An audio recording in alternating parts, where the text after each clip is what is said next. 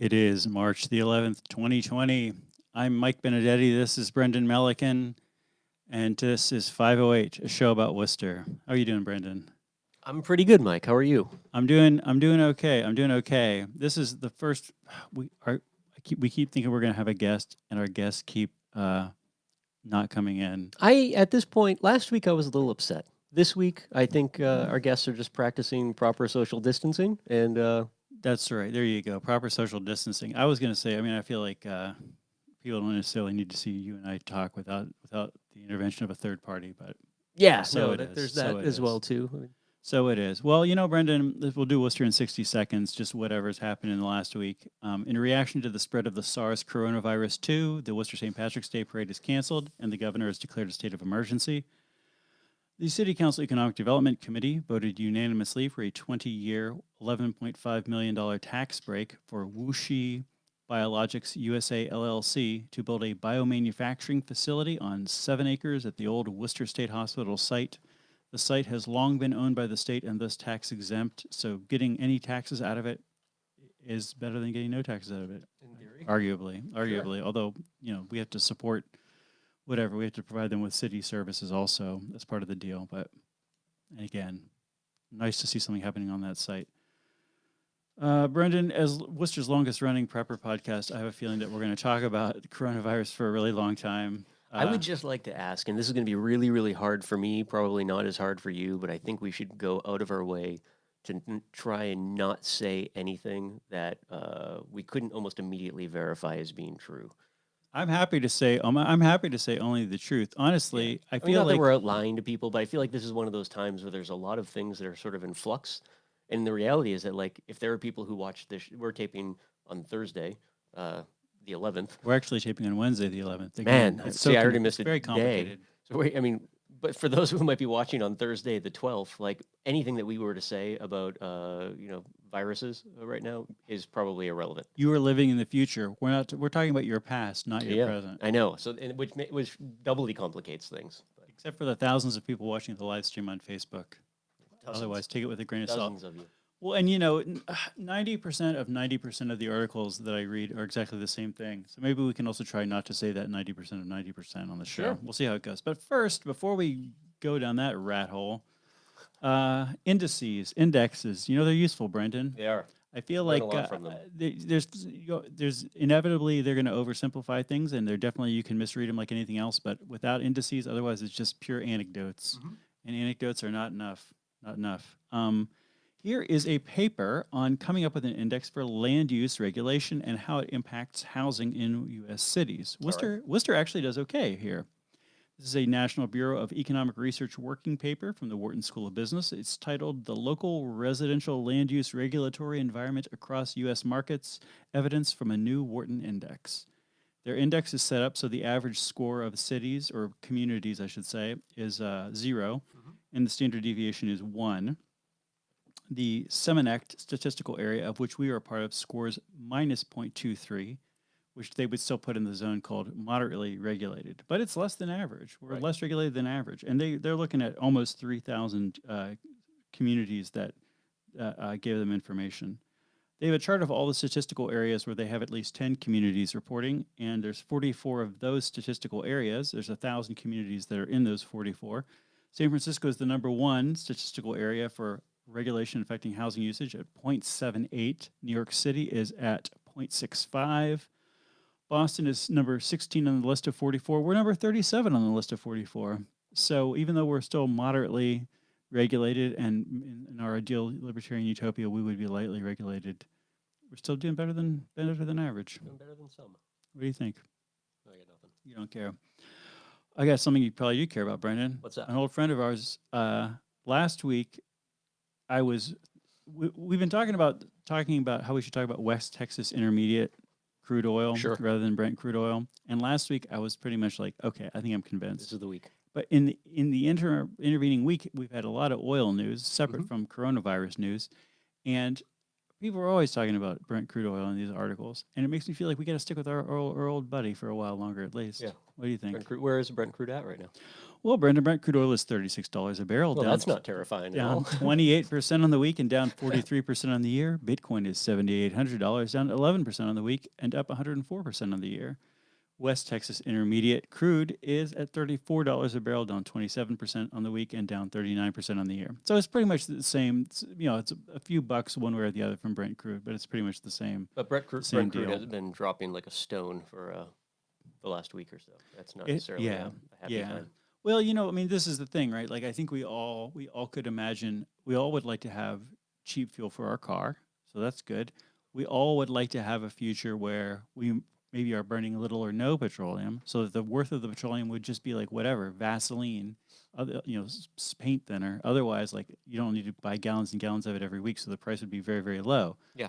But in our current situation, the low oil price sometimes it reflects too much supply, and sometimes it reflects a lack of demand. And currently, it's probably reflecting a little bit of both. Well, the Brent crude is in particular Russia and Saudi Arabia not being able to come to terms with the way they were going to deal with production. Yes. As economic indexes overall started to shift last week. So yeah. Yes. But no, I agree. I find myself in a really funny spot over the last few days that I've long sort of pondered like a world without like the boomers, right, as a generation. Like, hey, wish you guys would step away. A sad world. But I didn't want Imagine a them all world to go at without once. Jimi Like, Hendrix. How would we live? yeah, I didn't want them all to just to like vanish at like one time during an election year. Same with like you said about oil, right? Like, yeah, I would love to see a time when oil was had no value because we had hydrogen powered cars and like we brought more nuclear power plants online and wind farms and solar and all these wonderful things, not because we were smack dab in the first quarter of the worst year ever. Yeah, it's true. It's true. You know what? That thing about it being the worst year ever has weirdly seems like we're actually moving in that direction. We're going to accomplish a lot in this worst year ever. Not necessarily in the terms we hoped for, but man, are we going to get it done? I want to say too that even though Brent crude oil is pretty far afield from the day-to-day minutia of political life in Worcester, I think what most radio shows are talking about is a bunch of garbage, national political garbage that nobody will even remember in 24 hours. That's all they ever talk about vis-a-vis the city of Worcester. I'd rather talk about oil, which at least 24 hours from now, we'll still care about oil. Yeah, no, I mean, there's some really fascinating stuff there. Like, I mean, think of like Alaska, for example, right? Like their entire economy is predicated on the idea that a barrel of oil will never drop below $60, right? As soon as it drops below $60, like the numbers don't check out for the budget in Alaska. Technically, it's below $60 right now. Technically, it has fallen below that. And I mean, some might say, well, hey, that's tough on Alaska. And that's fine, but there are still people there. And yeah, I don't know. It's still miserable. Like, we do have a system which is predicated on businesses destroying each other. Are you looking at this by any chance, Mike? It looks like a map of something. No, that's not a map. That is actually, this is one of my favorite websites. Is this all the airplanes? One of my favorite websites whenever anything terrible is happening in the world. But I would suggest any of our listeners or watchers or viewers or whoever you are, take a trip over to flightradar24.com, which is by far the best live stream of all the planes that are in the air right now. I can't get enough of this. Like every one of those little yellow planes, that's right now. Those are all the planes coming and going around the United States. So like, as you have certain sort of politicians and whatnot saying everything's fine, don't worry about it. That's a picture of what is not fine right now. Like we still look at all those planes that are coming in from Europe, man. Look over here. It doesn't. They could be coming from the middle of the ocean. We don't know it's necessarily Europe. No, because it tells you where. All you have to do is click on one, and it tells you where it's coming from. Technically, fine. So that one's coming from Frankfurt, right? It's a weird thing. It's a weird thing, Brendan. Like the data on this, at least of today, looks weird, and this is why I feel like don't even know what I can say that's relevant 5 minutes from now. Big one's going from London right over to Washington. Should be there in about 2 hours. Like it's possible that we're in a situation where in this country we're like different enough from Wuhan and Italy, and we've done enough intervention things already, like shut all these things down, that this is just going to be like, all right, like it was economically disruptive to shut everything down, but like not all of our old people are not going to die. What have we shut down? Schools. Where have we shut down schools? Colleges, church. We haven't done any of that though. Me going out for coffee at noon. Yeah, so that's shut down. Mike is fine, but we shut down. Plenty of colleges have shut down. We've shut down 4 in Massachusetts as of this morning. Yeah, but it's going to accelerate. Yeah, we have more than that in Worcester. You're right, but it's like I guess that's the thing that I keep finding interesting is the way folks are saying like, we're doing so much. Like, so a month ago, Wuhan, China was literally welding people into their apartments, like welding the doors shut of their apartments. And they're just getting to the point where they're seeing a decrease in cases Well, now. see, so So we again, don't have the ability to weld, like, this is a steel frame door. No matter how concerned Mauro Di Pasquale is of us being in this room and maybe being contagious, he can't weld that door shut because, it's the United States. And that's why we still have millions of planes in yeah, there. but people will say, oh, like the weather's a lot warmer than it was in China 2 months ago here, and the population density is lower here than in Wuhan, and blah blah blah blah blah. People are taller or something. People smoke less, so like maybe that gets your R naught, your spreading rate down Sure. below 1, and if it's below 1, then everything's fine, and basically the thing peters out quickly. But this is why the data looks weird, because we could say this, we could say the opposite, and it's possible that we're looking at a situation where it's like 1, 2, 4, 8, 16. And it's possible we're in a situation where it's like 1, 1, 2, 2, 1, 2, 1, 0, 0, 0, 0.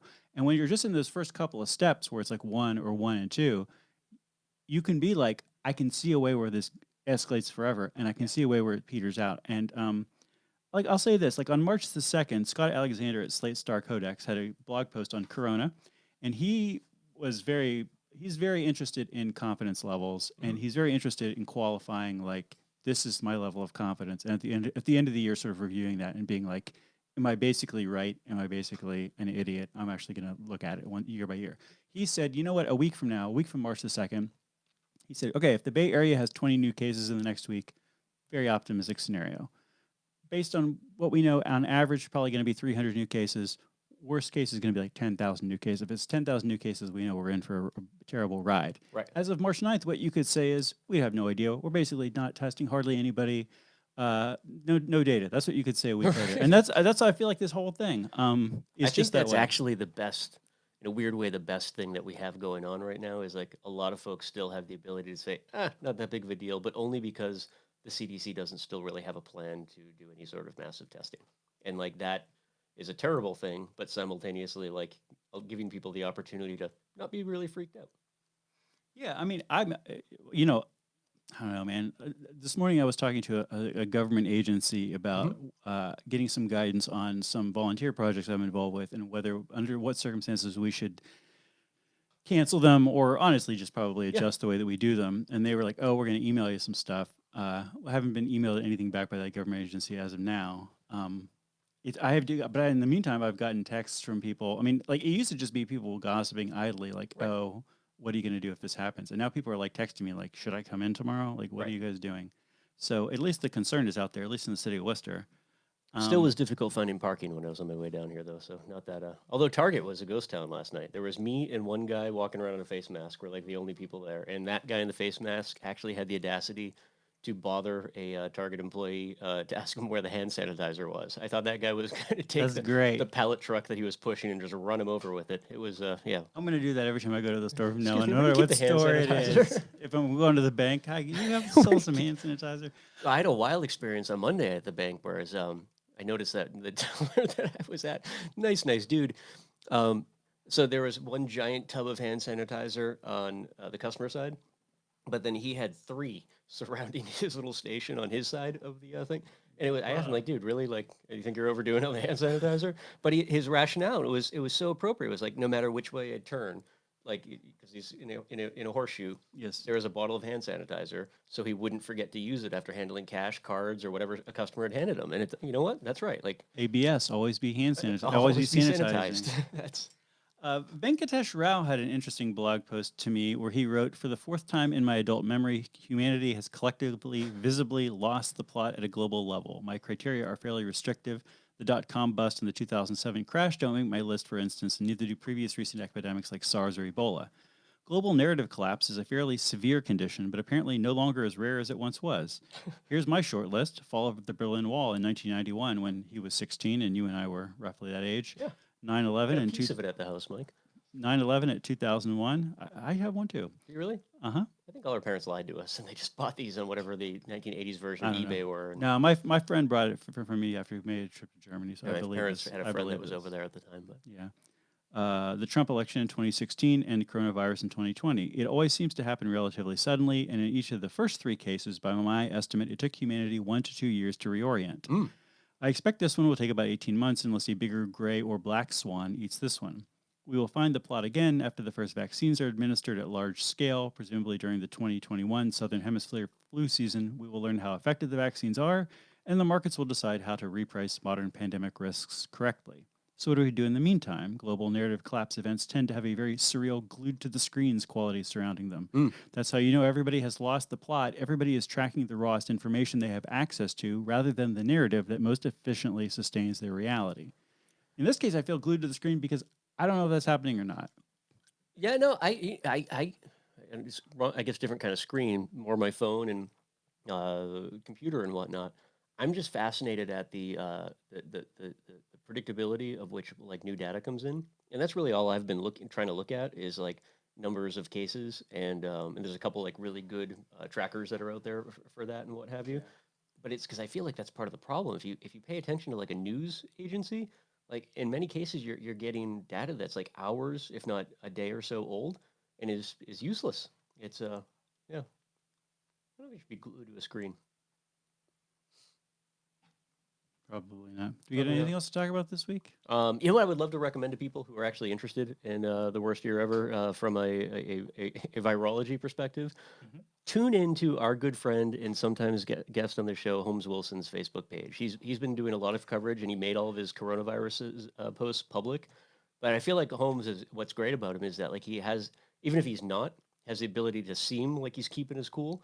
And I think he's done a really good job of collecting actual data that's easy to parse for like the layperson, in a way that is not like to inspire panic, and just help inform people of the potential of how serious this could be, right? Like I feel everything is caught up in a narrative where if one person says this is the worst thing ever, then somebody else has to come out and say like, no, it's not, and we're supposed to like meet in find some common It's ground. like halfway the worst thing ever. Yeah, and it doesn't actually work that way. Like the data is what it is, and there are some signs out there that things could get really bad in a really short period of time.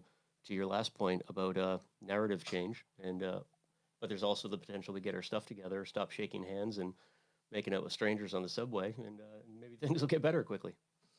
We can hope so. We can hope so. Well, yeah, I feel like, I mean, maybe this is the thing, man, is this has not been a busy week. Like, I mean, things have happened, crimes have been committed, lots of court news this week, lots of people being brought on trial or being convicted of things. But other than that, I don't know what's going on in the city. I get the sense though that the part of the reason for that is on a certain level, people are kind of dipping out of normal day to day life, right? Like you and I can walk out on Main Street right now, and there's still plenty of people around. There are. But talk to anybody or talk to people from DOT, and the number I heard yesterday was roughly 23% fewer cars on the Mass Pike in and outbound yesterday. People working from home or whatever. Between Monday and Tuesday. Same thing, people on the trains. Again, anecdotal, I wasn't there, but I was told that the train back from Worcester yesterday that would normally be full from Boston, right after work, was pretty much empty. And if there, yeah, there are certain sectors of government and business that if people aren't out there interacting, then yeah, our news cycle is going to get kind of boring pretty quick. But you haven't noticed this in local traffic. Other than like last night, I mentioned I went to Target. I had to pick up some stuff. And people are just like they know there's nothing there. I don't go to Target too often on a Tuesday night. So I'm really having a tough day with tough time with the calendar. But I got the sense that for 6 p.m. on a Tuesday, it was a lot fewer people than would normally be there. So yeah, I don't know. For TV purposes, I feel like we need to round this off to closer to a 30-minute mark. Even though I feel like we're both kind of like, all right, maybe the world's ending, maybe not. That's it. 10-second podcast. See you next week. I feel like I've got my prepper situation really straightened out. Speaking of very minor silver linings to a potentially very dark cloud. Yeah. But I've been trying. So the one website I'm looking at that I'm kind of like using to like refine my thing, it's like you should have a multi-tool and you should have a field knife, both. And you're like priority one bag. But I'm looking at these field knives, man. I currently don't know what you would call a field knife. I'm just thinking I would rather have a hatchet than these field knives. For our viewers that might not carry knives around, how would you describe a field knife? I mean, this is a knife that you should be able to use to like do regular kind of knife things, as well as like maybe process firewood. Yeah. Like there's a thing called batoning where you like You put your piece of wood on end, and then you like get the edge of the knife to like slam into the Sure, top sure. of that piece of wood, and then you take like another piece of wood or something and just like hit the end of the knife and like split the piece of wood that way. And again, like this is on the other hand, it's like under what conceivable scenario am I like, who in the entire world who's being affected by coronavirus is like, boy, I wish I could split a piece of wood in half. Where's That would that really make K-bar? life better. I no, well, I guess that's kind of where this is a little bit different, right? And it's fun. I think we talked about this a little bit last week. It's kind of fun to come up with all sorts of wacky scenarios about like what could happen in the world that you might want to prepare for. I mean, the reality is like right now, I mean, the thing that you could probably do that would have the biggest impact on both your existence and people around you is like make sure your elderly neighbor knows that like you're happy to do their grocery shopping for them, right? Yeah. Like because they really shouldn't go outside. If you've got friends and family who have asthma or are smokers or have have high blood pressure that isn't treated well, same thing. Like I mean that's sort of like you hear experts talking about things like limiting social interaction. I don't think that needs to necessarily be everybody weld themselves into their apartments as much as ensure that the people who are most at risk are staying at home. And by doing that, limiting the amount of exposure that's out there just because there's fewer people coming in contact with one another. And it seems that if we're going to assume on some level that things are already taking on a life of their own, slowing down exposures and rates of new contractions is the best anyone can hope for to try and limit limit the potential of us getting to a point quickly where we run out of hospital beds. Because that's where it gets weird. Like if you listen to I feel like this though is the 90% of the 90% that every article mentions, what's that? which is just involving like how we should be managing Yeah, this kind of stuff. and it's I mean because So I'm just saying, I feel like people know that people have already heard this 100 times. yeah, you think so? Anybody who's watching this has heard this 100 times. Maybe I don't know. Good luck to you then. Yeah. Well, if anybody has any field knife recommendations, please let me know. Just buy a K-bar, man. I've done a lot of outdoor stuff, but I've batoned wood. The last time I batoned wood, it was a really, really bad serrated steak knife at an Airbnb where we temporarily lost power because of an earthquake. And we were like, we need to make coffee. How can we heat up water to make coffee? And the answer is, we'll make a tiny fire out of sticks. It's like, how do we make these available sticks smaller? We're going to baton them with this really piece of garbage serrated knife, and you can do it. So I'm like, if I can do it with that, what do I need to even spend $5 for a real knife? It's really not going to go in. I just find the closest steak knife. Anybody's useful as 4,000 rolls of toilet paper in your basement. Eventually you're going to use those. Anyway, everybody keep on prepping, keep on trucking. Worcester, I'm glad you guys are getting through this okay. Hopefully next week we're going to say, hey, it was nothing, it blew over. I'm looking forward to that episode of the show. Yeah, good stuff. Hopefully this week too, our guests will actually show up. Could happen. Probably same percentage chance. We'll see. Worcester, that's all for this episode. And remember, you can bench more than you think you can. Wash your hands. Bye-bye. Wow, I thought it was a pretty